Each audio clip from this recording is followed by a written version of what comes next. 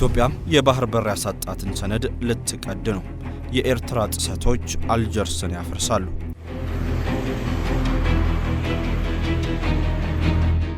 ከ25 ዓመታት በፊት ኢትዮጵያና ኤርትራም በአልጄሪያ ዋና ከተማ አልጀርስ ተገናኝተው የሰላም ስምምነትን ሲፈራረሙ በሁለቱ ሀገራት መካከል ያለው ቁርሾ የሚያበቃ መስሎ ነበር።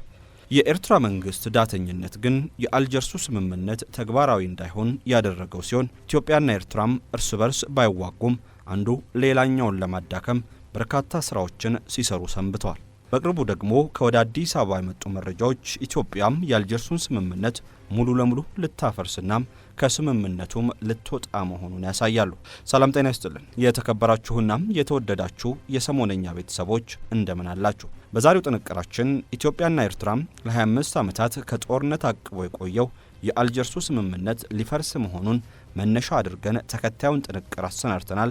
እስከ ፍጻሜው አብራችሁን ቆዩ። በቦሌ ትልቅ የኢንቨስትመንት እድል ከአርጂ ኤንድ ፋሚሊ ሪል ስቴት 40% ቅናሽ። አዎ ሰምተዋል፣ 40% ቅናሽ። በቦሌ ከአዲስ አበባ ስታዲየም ፊት ለፊት አትራፊ የሚያደርጉ የንግድ ሱቆች በ40% ቅናሽ ለሽያጭ ቀርበዋል። ግንባታቸው 90% የተጠናቀቀ የገበያ ማዕከሉ 2 ሊፍት፣ ሙሉ ጄኔሬተርና ሲሲቲቪ የተገጠመለት ከተሟላ የፓርኪንግ አገልግሎትና የማያቋርጥ የከርሰ ምድር ውሃ ያለው ሱቆቻችን የተናጠል ካርታ የወጣላቸው ናቸው። አጠቃላይ ዋጋ ከ2 ሚሊዮን ብር ጀምሮ በቅድሚያ 30% ብቻ በመክፈል ቀሪውን እየሰሩበት መጨረስ ይችላሉ። 11 ካሬ ጀምሮ በሚፈልጉት መጠን ሱቆችን ማግኘት ይችላሉ። ለመኖሪያ ቤት ፍላጎቶ አማራጭ ነን። ባለ 1፣ ባለ 2 እና ባለ 3 መኝታ ዘመናዊ አፓርትመንቶች ከ58 ካሬ ጀምሮ ዝግጁ ናቸው። እኛ ጋር ቤቶን በ150 ቀን ብቻ ይረከባሉ። ልብ በሉ፣ የንግድ ሱቆች 40% ቅናሽ ለአጭር ጊዜ ብቻ ነው። ፈጥነው በእድሉ ይጠቀሙ። ስልክ ቁጥር 0996946076 ወይም 0991648600። አዋጭ ኢንቨስትመንት አርጂ ኤንድ ፋሚሊ ሪል ስቴት። የአልጀርሱ ስምምነት ምንድን ነው? ኢትዮጵያና ኤርትራ በድንበር ይገባኛል ምክንያት ሚያዝያ 28 1990 ዓ.ም ወደ ጦርነት ከገቡ በኋላም በአልጀርስ የተፈረመው የሰላም ስምምነት ጦርነቱ እንዲያበቃ አድርጓል። ይህ የከፋ ሰብአዊና ቁሳዊ ውድመትን ያስከተለው የኢትዮጵያና ኤርትራ የድንበር ጦርነት እንዲያበቃ ያደረገው ስምምነት ታዲያ የተፈረመው ታህሳስ 3 1993 ዓ.ም በአልጄሪያ ዋና ከተማ አልጀርስ ነው። ሁለቱን ሀገራት ወደ እርቅና መግባባት ያመጣል ተብሎ ተስፋ የተጣለበት ይህ ስምምነት የተፈረመው በቀድሞ የኢትዮጵያ ጠቅላይ ሚኒስትር መለስ ዜናዊና በኤርትራው ፕሬዝዳንት ኢሳያስ አፈወርቂ ነበር። ጦርነቱ በተካሄደባቸው 2 ዓመታት ጊዜ ውስጥ ብቻም በ10 ሺዎች የሚቆጠሩ ሰዎች ከሁለቱም ወገን ለሞትና ለአካል ጉዳት ተዳርጓል። ከዚያ ቀጥሎ ባሉት 10 ዓመታት ምንም አይነት የተኩስ ድምጽ ባይሰማም የሁለቱን ሀገራት ጦር በድንበር አካባቢ ተፋጠው ቆይቷል። ጠቅላይ ሚኒስትር አብይ አህመድ ወደ ስልጣን መምጣታቸውን ተከትሎ የሁለቱ ሀገራት ግንኙነት መሻሻሎችን አሳይቶ ነበር። ጠቅላይ ሚኒስትር አብይ በሁለቱ ሀገራት መካከል ሰላም እንዲወርድ ላደረጉት አስተዋጽኦም የኖቤል ሰላም ሽልማትን አሸንፏል። ሁለቱ ሀገራት ለ2 ዓመታት በሰሜን ኢትዮጵያ በተካሄደው ጦርነት በጋራ ጦራቸውን አሰልፈው ከተዋጉ በኋላም የፕሪቶሪያው ስምምነት መፈረምን ተከትሎ ግንኙነታቸው ዳግም ሻክሯል። ጠቅላይ ሚኒስትር አብይ የባህር በር ለኢትዮጵያ የህልውና ጉዳይ ነው ማለታቸውን ተከትሎ በሁለቱ ሀገራት መካከል የቃላት ጦርነት የተጀመረ ሲሆን በየጊዜው በሚያወጧቸው መግለጫዎችም መለሳለስ አይታይባቸውም። የአልጀርሱ ስምምነት ለምን ይፈርሳል? ኢትዮጵያ የአልጀርሱን ስምምነት ካለመቀበል ወጥታም ስምምነቱን ሙሉ ለሙሉ ለማፍረስ ጭምር ፍላጎት እንዳላት የሚያሳዩ መረጃዎች እየወጡ ናቸው። ለዚህ ደግሞ ምክንያቱ ኤርትራም የአልጀርሱን ስምምነት የሚጥሱ ተግባራትን በተደጋጋሚ መፈጸሟ ነው። የኤርትራ ተግባር ታዲያ ስምምነቱን ያለመተግበር ብቻም ሳይሆን ሙሉ ለሙሉ የስምምነቱን ሀሳቦች ማፍረስንም ጭምር ያካተተ ነው። ኢትዮጵያ ከስምምነቱ እንድትወጣ የሚያደርጓትን 5 ዋና ዋና ምክንያቶች እንደሚከተለው እንመልከታቸው።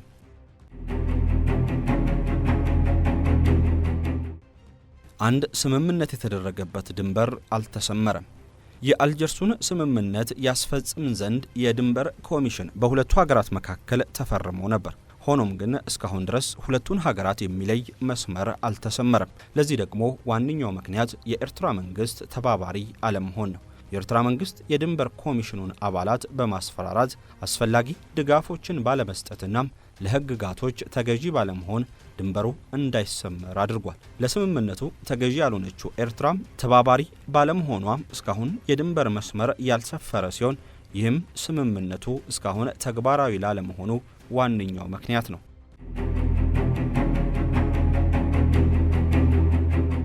ከሰላም ስምምነቱ በኋላም የተደረገው ወረራ በፈረንጆቹ 2018 ላይ ኢትዮጵያ የአልጀርሱን ስምምነት በመቀበል በኤርትራና ኢትዮጵያ መካከል የሰላም ንፋስ መንፈስ ጀመረ። ኢትዮጵያ የአልጀርሱን ስምምነት ብታከብርም የኤርትራ መንግስት ግን በዛላምበሳናም ኢሮብ ያሉትን ወታደሮቹን ከአካባቢው አላስወጣም በማለት ትንኮሳውን ቀጥሏል።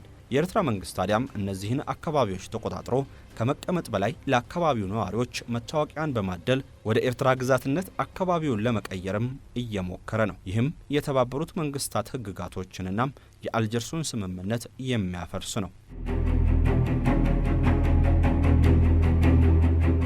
በኢትዮጵያ ጉዳይ ጣልቃ መግባት የአልጀርሱ ስምምነት በሁለቱ ሀገራት መካከል ጦርነትን ከማስቆም ባለፈም ሁለቱ ሀገራት አንዱ በሌላኛው የውስጥ ጉዳይ ላይ እንዳይገባ የሚያዝ ጭምር ነው። ባለፉት 25 ዓመታት ግን የኤርትራ መንግስት በኢትዮጵያ ውስጥ ያሉ ታጣቂ ቡድኖችን በማሰልጠንና በመደገፍ ጭምር ስምምነቱን በይፋ ጥሷል። ለዚህም ሲባል ኢትዮጵያ ስምምነቱን ቀዳ ብጥለው የሚያስገርም አይደለም። ሰላም አስከባሪዎችን የማጥፋቱ ዘመቻ የሰላም ስምምነቶች ምስክሮች ያስፈልጋቸዋል። ለአልጀርሱ ስምምነትም የተባበሩት መንግስታት ድርጅት ተልዕኮ በኢትዮጵያና ኤርትራ የሚባል ተቋም ተቋቁሞ ነበር። ነገር ግን ኤርትራ ከተባበሩት መንግስታት ጋር አልተስማማችም። በነዳጅ ማዕቀብ፣ የአየር ላይ መዳረሻን በመከልከልና በእንቅስቃሴ ላይ ከባድ እገዳዎች ኤርትራም የተባበሩት መንግስታት ተልዕኮ ተግባሩን መወጣት እንዳይችል አድርጓለች። በፈረንጆቹ 2008 የተባበሩት መንግስታት የጸጥታው ምክር ቤት በኤርትራ ያለው አጠቃላይ ማዕቀፉ ሽባ መሆኑን አምኖ ነበር።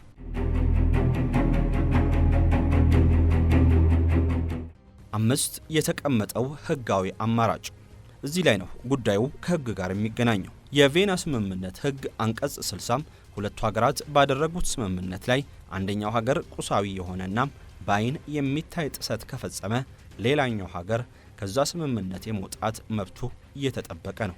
ኤርትራም የኢትዮጵያን ድንበር ጥሳ በመግባት የድንበር ኮሚሽኑን ባለመተባበርና የተባበሩት መንግስታት ድርጅት ሰላም አስከባሪዎችን በመተናኮል ጭምር ኢትዮጵያ ከስምምነቱ እንድትወጣ በገዛ ራሷ ፍቃድን ሰጥታለች ቢባል ማጋነን አይሆንም። የአልጀርሱ ስምምነት እንዲከበር እየተጠየቀ ነው። በኢትዮጵያና በኤርትራ መካከል ያለው ውጥረት እየተባባሰ በመጣበት ወቅት የተባበሩት መንግስታት ድርጅት፣ የአውሮፓ ህብረትና የአፍሪካ ህብረት ኮሚሽን የአልጀርስ ስምምነት የተፈረመበትን 25ኛ ዓመት ምክንያት በማድረግ ሁለቱ ሀገራት ሉዓላዊነታቸውንና የግዛት አንድነታቸውን እንዲያከብሩ ጥሪ አቅርበዋል። የአፍሪካ ህብረት ኮሚሽን ሊቀመንበር የአልጀርሱ ስምምነት የተፈረመበትን 25ኛ ዓመት አስመልክቶ ባወጡት መግለጫ ላይ ኢትዮጵያና ኤርትራ ለስምምነቱ ያላቸውን ተገዥነት እንዲያድሱ ጠይቋል። የአውሮፓ ህብረትና አባል ሀገራቱ በበኩላቸው ባለፈው ሳምንት ባወጡት መግለጫም ኢትዮጵያና ኤርትራም ከ25 ዓመታት በፊት ለተፈራረሙት የአልጀርስ ስምምነትና የዓለም አቀፉ የድንበር ኮሚሽን በካርታ ላይ ለወሰነው የሁለቱ ሀገራት ድንበር ሙሉ ድጋፍ እንዳላቸው ገልጿል። ህብረቱ የአልጀርስ ስምምነት የተፈረመበትን 25ኛ ዓመት አስመልክቶ ባወጣው መግለጫም ሁለቱ ሀገራት ሉዓላዊነትን፣ ነጻነትንና ግዛት አንድነትን እንዲያከብሩ ጠይቋል። ካናዳ፣ ጃፓን፣ ኖርዌይ፣ ቱርክና ዩናይትድ ኪንግደም በጋራ ባወጡት መግለጫ እንዲሁ አልጀርስ ስምምነትና ለድንበር ኮሚሽኑ ውሳኔ ያላቸውን ዘላቂ ድጋፍ አረጋግጧል። የተባበሩት መንግስታት ድርጅት ዋና ጸሐፊ አንቶኒዮ ጉቴሬዥ በቃል አቀባያቸው በኩል አርብ ዕለት ባወጡት መግለጫም ኢትዮጵያና ኤርትራ ለአልጀርስ ስምምነት ያላቸውን ተገዥነት ዳግም እንዲያረጋግጡ ጠይቋል። ኢትዮጵያና ኤርትራም ለዘላቂ ሰላምና አንዳቸው የሌላውን ሉዓላዊነትና የግዛት አንድነት ለማክበር ለተፈራረሙት የአልጀርስ ስምምነት እንደገና ቁርጠኝነታቸውን እንዲያረጋግጡ የተባበሩት መንግስታት ዋና ጸሐፊ ጥሪን አቅርበዋል።